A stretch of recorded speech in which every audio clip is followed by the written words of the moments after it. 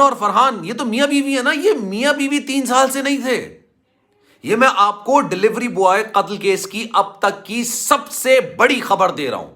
یہ دونوں الگ الگ کمرے میں کیوں رہتے تھے؟ آپ کو یاد ہے جب ان کو گرفتار کیا گیا تھا, گرفتاری کے بعد ان کو میڈیا کے سامنے پیش کر دیا گیا. اچھا, وہ ایک اپنے اندر ایک بڑا مذاق تھا کہ ایک دو ملزمان کو اپنے 302 کے الزام میں گرفتار کیا ہوا ہے, جنہوں نے ایک بندے کو مار دیا, اس کی لاش کو جلا دیا اور ان کو اپنے میڈیا کے سامنے پیش کر دیا. یہ پتہ نہیں کون سا جسمانی ریمانڈ تھا. لیکن چلے, اس دوران میڈیا سے گفتگو کرتے ہوئے آمنہ نے کہا تھا کہ میں تو اپنے دیور کے کمرے میں تھی. اب اس وقت یہ بات کسی کو سمجھ میں نہیں آئی کہ یار رات کے 12:30 بجے دیور کے کمرے کے اندر, یہ تو بڑی مایوب سی بات ہے. اور بھائی وہ دیور کا کمرہ نہیں تھا, یہ 3 سال سے الگ الگ کمرے میں رہ رہے تھے. اب آمنہ کی جو ہم شکل بہن ہے اس نے اپنے ہی بہنوئی کے بارے میں ایسا انکشاف کیا ہے کہ بھائی یہ تو 3 سال سے میاں بیوی کی زندگی گزار ہی نہیں رہتے. اور اس کی وجہ یہ تھی کہ بھائی وہ جو فرحان تھے اس کے.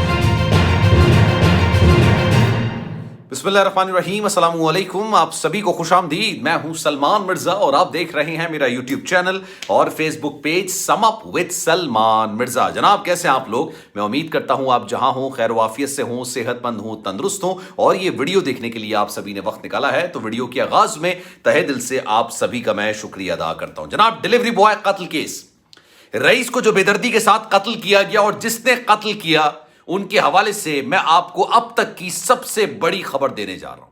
آمنہ اور فرحان جو کہ اس کیس کے مرکزی ملزمان ہیں, ان کے درمیان پھوٹ پڑ چکی ہے اور دونوں نے علیحدگی اختیار کر لی ہے. یہ تو بہت پرانی خبر ہو چکی ہے, لیکن اصل خبر ابھی نکل کر سامنے آئی ہے. آمنہ کی ایک بہن ہے اور وہ اس کی ہم شکل بہن ہے.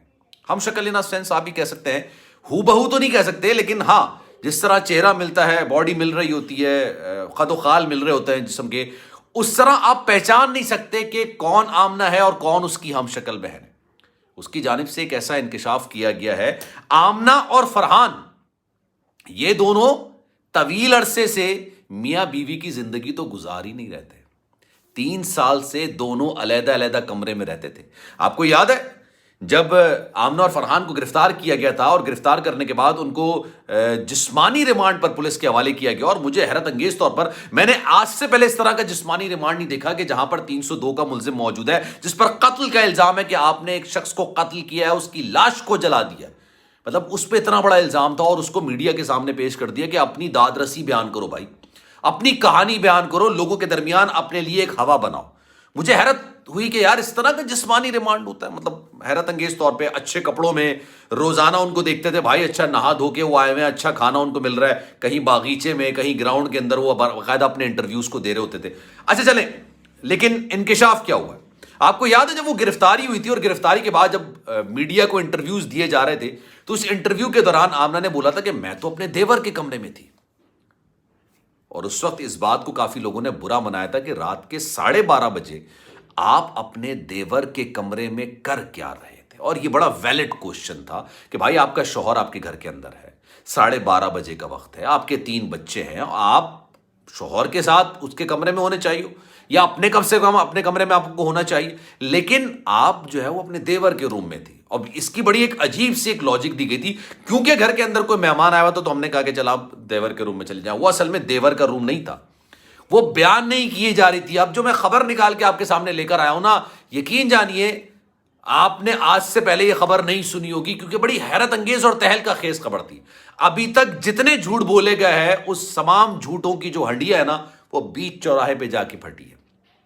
کہتے ہیں جناب جھوٹ کے پاؤں نہیں ہوتے. آپ کتنے عرصے تک جھوٹ بولیں گے یار. وہ بیسکلی دیور کا کمرہ نہیں تھا بھائی, یہ دونوں طویل عرصے سے 3 سال سے الگ الگ کمروں میں رہ رہے تھے. آمنہ اور فرحان ان دونوں کے درمیان میاں بیوی والا ریلیشن شپ 3 سال سے نہیں تھا.